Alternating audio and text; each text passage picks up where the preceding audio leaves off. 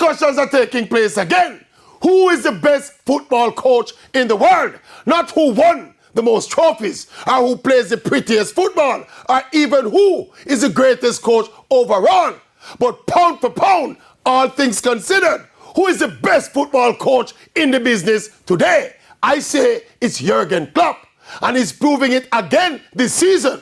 After Liverpool's midfield ran out of steam last season, many experts, me included, said this season is a rebuild season. Liverpool will not contend until next season. Well, as you see it, after 20 of the 38 games, Liverpool are top of the table.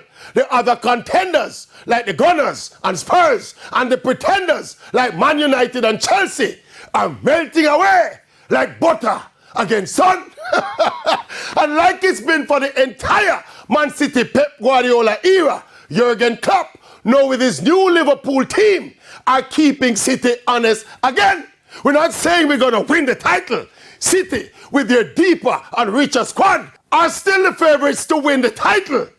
But can Liverpool, with the best coach in the world, pull off the upset? You bet!